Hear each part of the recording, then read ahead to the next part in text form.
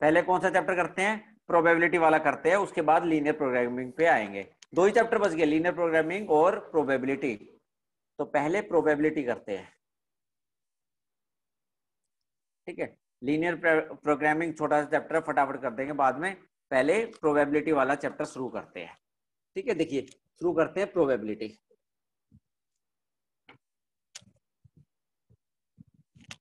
Probability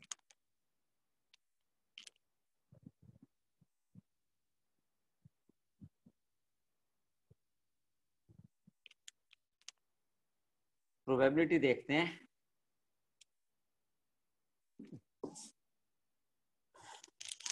देखिए last class में आपने किया होगा कि, पहले मैं पिछली क्लास की एक दो बातें बता देता हूं।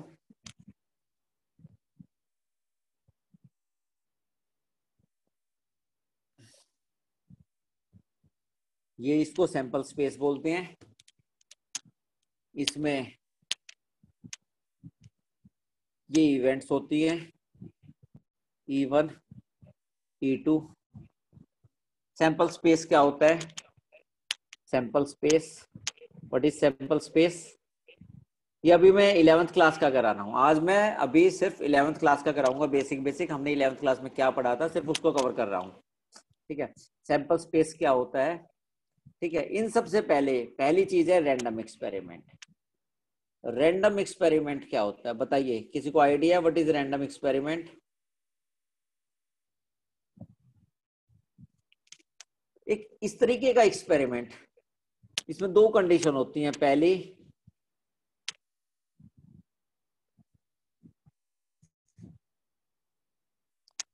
आउटकम कैन नॉट बी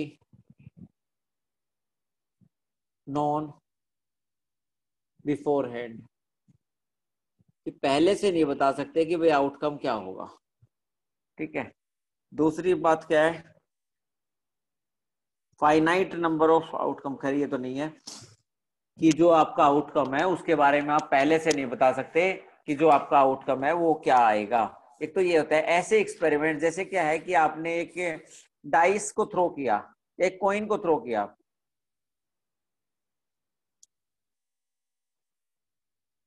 तो आप ये नहीं बता सकते कि भाई हेड आएगा या टेल आएगा। दूसरा ये क्या है कि all possible outcomes are known, all possible outcomes are known।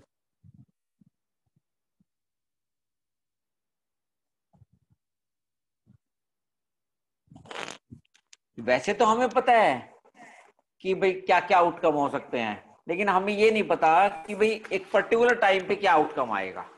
जैसे आपने क्या किया, कॉइन को थ्रो किया, तो आपको ये पता है कि भाई हेड आएगा या टेल आएगा, लेकिन एग्जैक्टली नहीं पता कि भाई आउटकम हेड आएगा या टेल आएगा। ऐसे एक्सपेरिमेंट्स को रैंडम एक्सपेरिमेंट बोलते हैं। मतलब दूसरी चीज आप ये भी कह सकते हो, इसमें क्या है जो इससे भी मेन चीज है वो ये है कि आप इसके बजाय इसको लिख दीजिए कि एक से ज्यादा आउटकम होते हैं, मोर देन वन आउटकम, ठीक है। जैसे आपने डाइस को थ्रो किया, कितने आउटकम है? 6।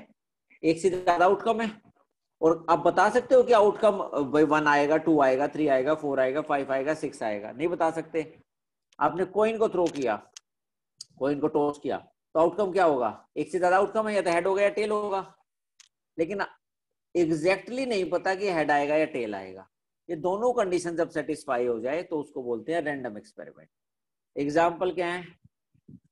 टॉसिंग ए कॉइन, एक कॉइन को थ्रो टॉस किया, या फिर थ्रोइंग ए डाइस, एक डाइस को थ्रो कर दो, वो भी इस तरह के एक्सपेरिमेंट। अब ये जो जितने भी आउटकम्स हैं उन सबको एक जगह लिख दो, उसको बोलते हैं सैंपल स्पेस। सैंपल स्पेस क्या है? एक सेट है, सेट है। इस सेट के एलिमेंट्स क्या है? Having elements that are all possible outcomes।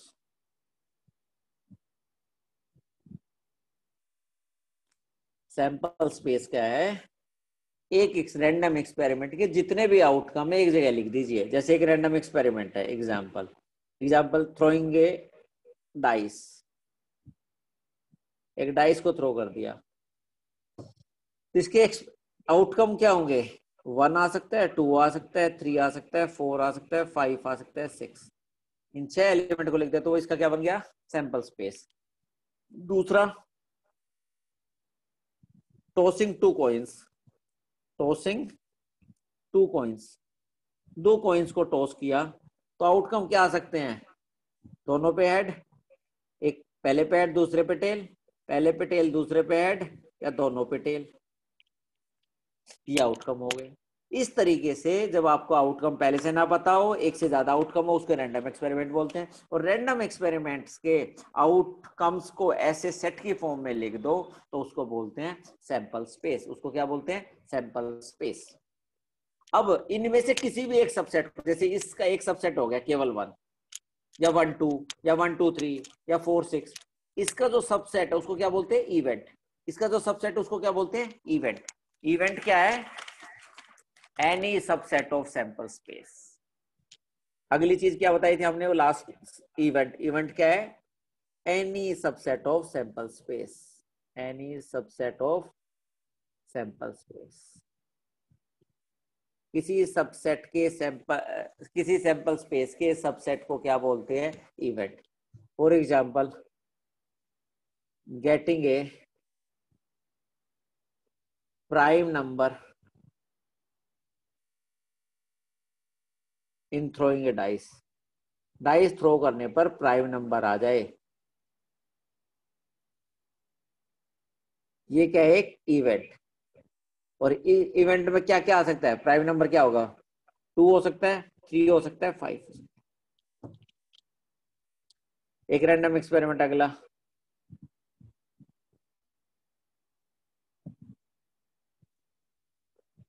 Throwing या tossing 3 coins, 3 coins, tossing 3 coins. Sample space क्या होगा? H H H, H H T, ठीक है, H T H, H T T, फिर T H H, T H T, T T H, T T T.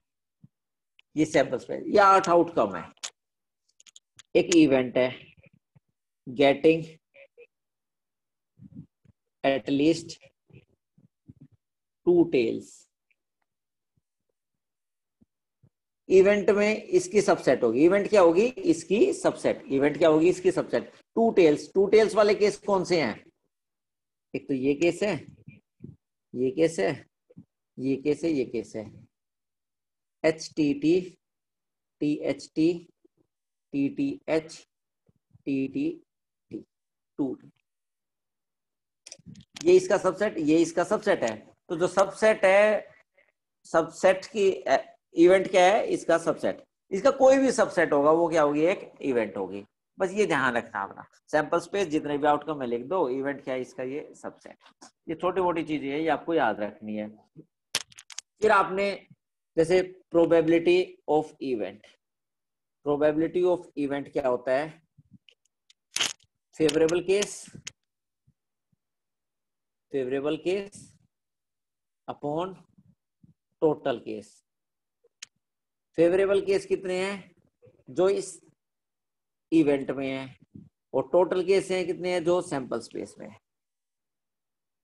Favourable case है जो इस event में, total case कितने हैं? जो इस सैंपल स्पेस में है। ठीक है, इस तरीके से। इसके बाद आपने लास्ट ईयर कुछ 1-2 क्वेश्चन वैसे भी किए थे कि लाइक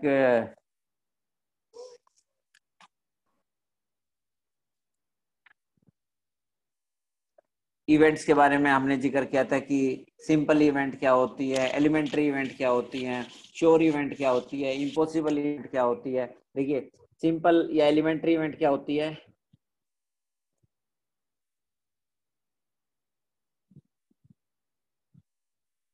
ऐसी इवेंट जिसमें केवल एक एलिमेंट हो, events having only one element.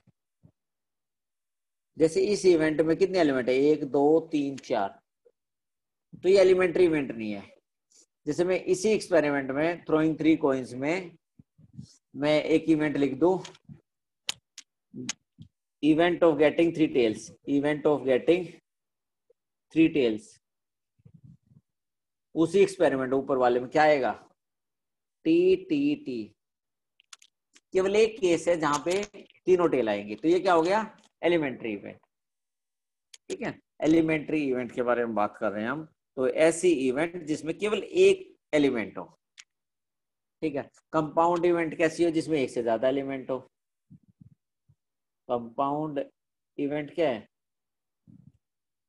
Events having more than one element, more than one element. जैसे ये वाला केस, ये क्या है, कंपाउंड इवेंट। इसमें कितने एलिमेंट है, 1 2 3 4। ठीक है, और इसके बाद बात करते हैं श्योर इवेंट। एक इवेंट जो 100% हो जाए। जैसे इसी में मैं बात करूं, श्योर इवेंट उसी एक्सपेरिमेंट में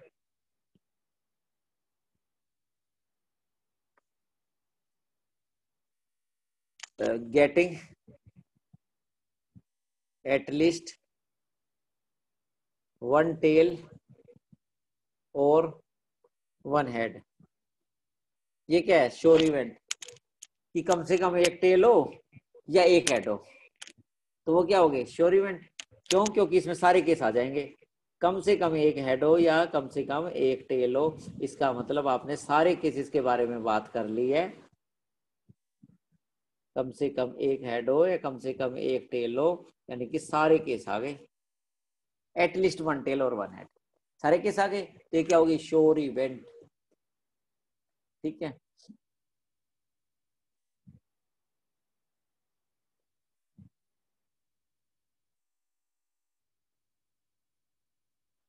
जो सैंपल स्पेस होता है वो क्या होती है, श्योर इवेंट। सैंपल स्पेस खुद क्या होता है, श्योर इवेंट। अब आता है इम्पॉसिबल इवेंट। इम्पॉसिबल इवेंट जैसे मैं बात करूं, इसी एक्सपेरिमेंट में गेटिंग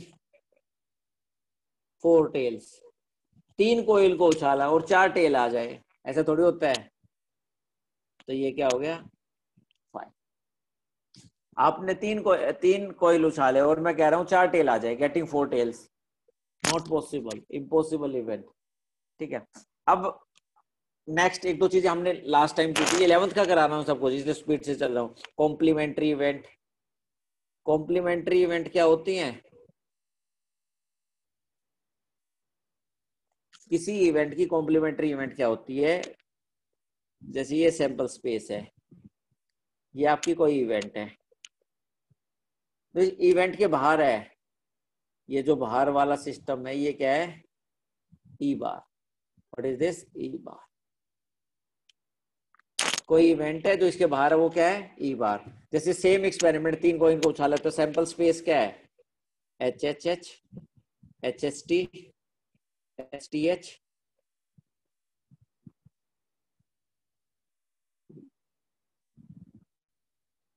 एच टी एच और H T T, T H H, T H T, T T H, T T.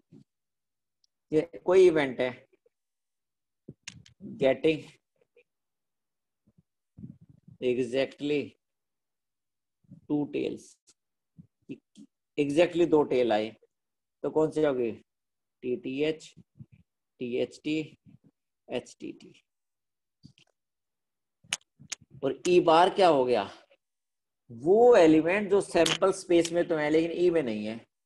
कौन से हो गए, टी टी एच हटा दो यहां से, ये हटा दो, टी एच टी ये हटा दो, और एस टी टी, क्या बच गया, एच एच एच,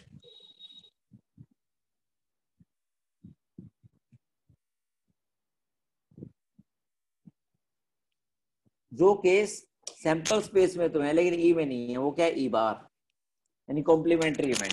ई इवेंट ये है तो कॉम्प्लीमेंट्री इवेंट ये हो गई। ठीक है, कॉम्प्लीमेंट्री इवेंट का आपको एक आइडिया होना चाहिए क्या होती है कॉम्प्लीमेंट्री इवेंट। नेक्स्ट बात कर, दोबारा बता। देखो बेटा कोई भी, ये आपका सैंपल स्पेस है, आपने 3 कॉइल उछाले तो सैंपल स्पेस क्या होगा, H H H, H H T, H T H, H T T, T H H, T H T, T T H, T T T. अब कोई इवेंट है, इवेंट माने मान ली गेटिंग एग्जैक्टली 2 टेल्स, कि वो case बताइए जो जिसमें एग्जैक्टली 2 टेल हो। कौन कौन से केस है, T T H, T H T और H T T, exactly 2 tail वाले ये केस है। अब ऐसे कितने केस है जो एस में तो है लेकिन ई में नहीं है।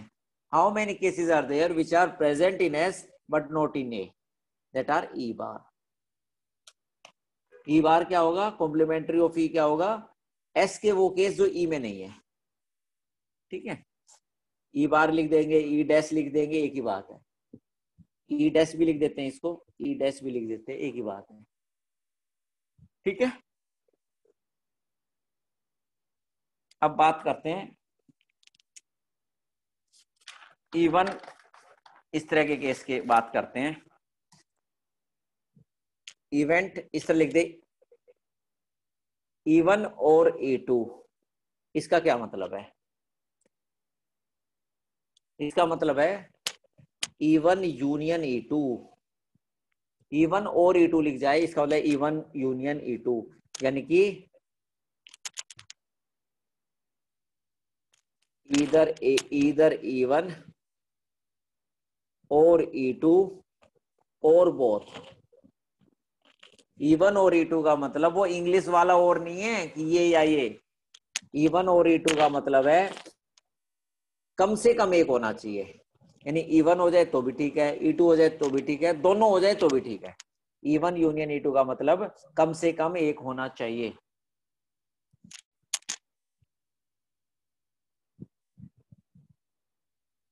ये E1, ये E2, ये सारे केस मिला के क्या बनेगा, E1 यूनियन E2।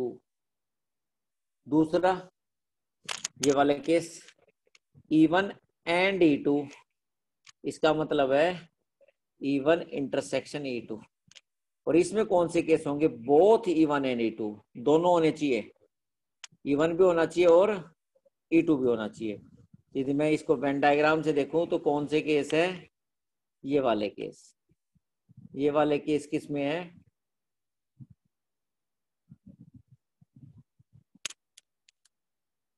ठीक है, E1 इंटरसेक्शन E2। तीसरा case E1 but not E2, E1 तो हो लेकिन E2 ना हो, यानी कि E1 तो है लेकिन E2 नहीं है। इसमें कौन से केस हैं, ये E1 है, ये E2 है। ये वाले केस जो है वो E1 के वे केस है जो E2 में नहीं है। ये वाले केस कौन से हैं, E1 के वे केस जो E2 में नहीं है, यानी E1 बट नॉट E2। इसको ऐसे भी लिख सकते हैं, E1 माइनस E2। ठीक है, E1 माइनस E2, इसको ऐसे भी लिख सकते हैं। ठीक है, अब बात करते हैं म्यूचुअली एक्सक्लूसिव इवेंट की। म्यूचुअली एक्सक्लूसिव इवेंट क्या होती है, ये भी की थी आपने last year, mutually exclusive event.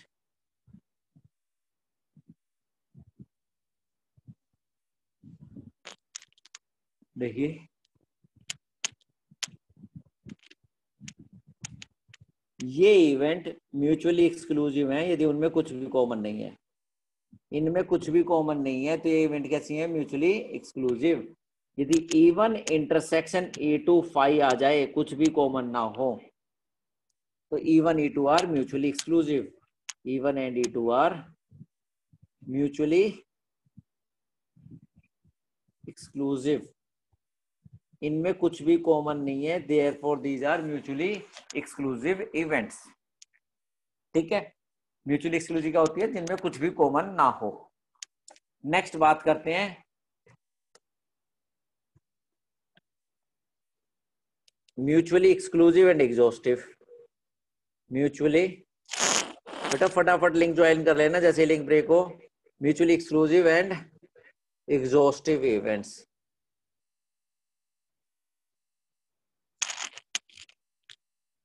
Mutually exclusive and exhaustive events, वो इवेंट्स जो म्यूचुअली एक्सक्लूसिव भी हैं और एग्जॉस्टिव भी है। इसका मतलब ये है कि जो इवेंट्स हैं जैसे E1, E2, E3, E4, इस तरीके से E10, मान लिया E10 आर म्यूचुअली एक्सक्लूसिव, ये म्यूचुअली एक्सक्लूसिव है एंड एग्जॉस्टिव है, एंड एग्जॉस्टिव कब होंगी? If E1 EI intersection EJ किसके बराबर आ जाए? 5। यानी इनमें कुछ भी कॉमन नहीं है, किन्हीं भी दो इवेंट्स को लेंगे I is not equal to J, कि E1 इंटरसेक्शन E2 या E1 intersection E3, E1 intersection E4 या E2 intersection E3, E4 intersection E5, कोई भी दो इवेंट ले लो, कुछ भी कॉमन नहीं हो। दूसरी बात, E1 union E2 union E3, सबकी यूनियन ले लो तो वो किसके बराबर आ जाए? Sample space. दो कंडीशन सेटिस्फाई हो जाए, किसी में कुछ भी कॉमन ना हो और सबकी यूनियन ले ले तो क्या आ जाए? Sample space. तो इनको क्या बोलते हैं? Mutually exclusive and exhaustive. इसका यूज आएगा, बहुत ज्यादा यूज आएगा, इसलिए इसको ध्यान से देख लो। Such events which are mutually exclusive, कुछ भी कॉमन नहीं है, कुछ भी कॉमन नहीं है मतलब इस तरह के केस, देखिए ये वाले केस, और एग्जॉस्टिव मतलब उनको मिलाकर क्या बन जाए? Sample space. अभी देखते हैं कैसे। ये 10 इवेंट्स है, पहली इवेंट ये, दूसरी इवेंट ये, तीसरी इवेंट ये, चौथी इवेंट ये, पांचवी इवेंट ये, छठी इवेंट ये, सातवीं इवेंट ये, आठवीं इवेंट ये, नौवीं इवेंट ये और 10वीं इवेंट ये। बताइए किसी में कुछ कॉमन है? नहीं है। E10 यहाँ पे है, E9 यहाँ पे है, E8 यहाँ पे, E7 यहाँ है, E4 यहाँ है, E3, E2, E1, किसी में कुछ भी कॉमन नहीं है, अपने अपने बॉक्स में है सब अलग अलग, और किसी में कुछ भी कॉमन नहीं है, और सबको मिलाकर क्या बन गया? Sample space. सबको मिला दूंगा यानी E1 union E2 union E3 तो क्या बन जाएगा? Sample space. तो ऐसी इवेंट्स जिसमें कुछ भी कॉमन नहीं है और जो मिलाकर क्या बना रही है? सैंपल स्पेस, इनको बोलते हैं mutually exclusive and exhaustive events. ठीक है। अब कुछ चीजें आएंगी आपको मैथमेटिकली कि भाई इस तरह का कुछ आ सकता है, आपको उनका मतलब समझ लिए मतलब उनको देख लीजिए कि भाई आपको ऐसा आ जाए तो क्या लिखना है, किसका क्या मतलब है। ठीक है, मैं लिख देता हूं किसका क्या मतलब है। यदि ये लिखा आ जाए मैथमेटिकली ये मतलब है, सॉरी इंग्लिश में ये मतलब और मैथमेटिकली ये मतलब होगा, सेट में सेट ये लिखा आ जाए नोट ए, इसका मतलब है ए बार। यदि कहीं ये लिखा आ जाए सेट में नोट ए, इसका मतलब ए बार। कहीं ये आ जाए ए और बी, इसका मतलब है ए यूनियन बी। कहीं ये लिखा आ जाए ए एंड बी, इसका मतलब है ए इंटरसेक्शन बी। कहीं ये लिखा आ जाए ए बट नोट बी, इसका मतलब है A minus B. A minus B बोल दो या फिर A intersection B bar. A but not B, A minus B बोल दो या ए इंटरसेक्शन बी बार, एक ही बात है। नीदर ए नॉर बी, ना तो ए है ना बी है, नीदर ए नॉर बी ऐसा लिखा आ जाए, ना तो ए है ना बी है। नीदर ए नॉर बी का मतलब ए भी नहीं है और बी भी नहीं है, ए बार इंटरसेक्शन बी बार, यानी दोनों है, ए भी नहीं बी भी नहीं। दोनों है का मतलब ए भी नहीं और बी भी नहीं, नीदर ए नॉर बी। ये इंपॉर्टेंट चीज है, ध्यान से देख लीजिए। नीदर ए नॉर बी का मतलब है ए भी नहीं और बी भी नहीं। ठीक है, बेसिकली ये किसके बराबर है? ए यूनियन बी का। ए यूनियन बी का मतलब कम से कम एक, ए यूनियन बी का मतलब कम से कम एक, और उसका कॉम्प्लीमेंट ले लेंगे, ना तो ए ना बी। ठीक है, ऐसा आ जाए at least one, at least one of A B C, 3 में आ जाए तो कुछ नहीं है, A union B union C. आपका आ जाए exactly one of A and B, A and B में से केवल एक, तो आपका आ जाएगा ए और बी में से केवल एक। देखिए मैं यदि वेन डायग्राम बनाऊं तो केवल एक में कौन से केस आएंगे, ये और ये दो केस आएंगे ना। केवल एक का मतलब है या तो ये वाला केस या ये वाला हिस्सा। ये वाला हिस्सा कौन सा है, ए इंटरसेक्शन बी बार, और दूसरे वाला हिस्सा कौन सा है, A bar intersection B. A minus B intersection B minus A minus B किसके बराबर था, A intersection B bar. A minus B किसके बराबर था, ए इंटरसेक्शन बी बार। ये कौन सा हिस्सा है, ए माइनस बी, और ये कौन सा हिस्सा है, B minus A minus B किसके बराबर है, इंटरसेक्शन बी बार, और बी माइनस ए किसके बराबर है, बी इंटरसेक्शन ए बार। ठीक है, इस तरीके से आपको ये करने हैं। नेक्स्ट देखते हैं और किस तरह के, ये सिर्फ थियोरी करा रहा हूँ, बेसिक बेसिक आपको एक बार याद आ जाए हमने क्या क्या किया था। अब